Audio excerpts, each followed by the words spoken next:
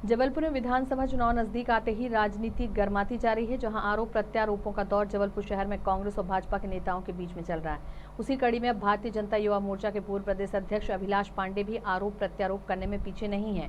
इस बार अभिलाष पांडे ने कांग्रेस के पश्चिम विधानसभा क्षेत्र के विधायक तरुण भनोट और उत्तर मध्य विधानसभा क्षेत्र के विधायक विनय सक्सेना पर निशाना साधा।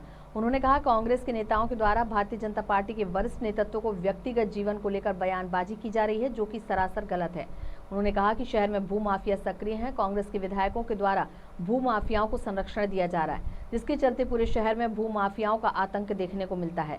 भूमाफिया गरीब भोली भाली जनता को सस्ते रेट में प्लॉट देने की बात को लेकर उनके साथ धोखाधड़ी कर रहे हैं, जिसके सबूत इकट्ठा कर रहे हैं। अभी कुछ सबूत उनके पास हैं। कांग्रेस के विधायकों के संरक्षण में अवैध कारोबार फल फूल रहे हैं, जिसका विरोध भारतीय जनता पार्टी के द्वारा किया जाएगा और दोषियों पर कार्रवाई कराई जाएगी। उन्होंने कहा कि पश्चिम विधायक तरुण भनोट और उत्तर मध्य विधायक विनय सक्सेना के द्वारा अनारगल प्रलाप भारतीय जनता पार्टी के नेताओं पर किए जा रहे हैं।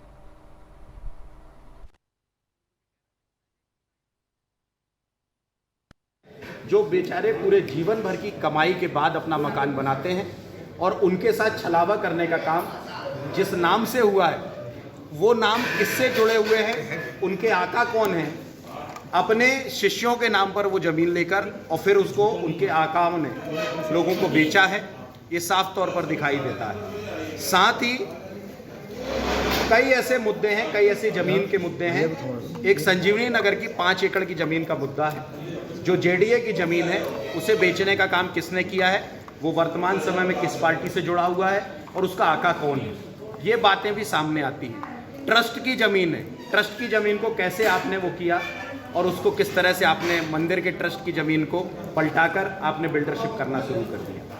साथ ही ज्योति टाकीज जैसा बड़ा एक मॉल है, उस मॉल के अंतर्गत आप सबको भी ध्यान होगा कि कितना लीज रिन्यूअल का कितना पैसा, कोई मुझे कह रहा था कि शायद 89 के आसपास का कुछ ऐसा मामला था, लेकिन उसको किस तरह से रोका गया।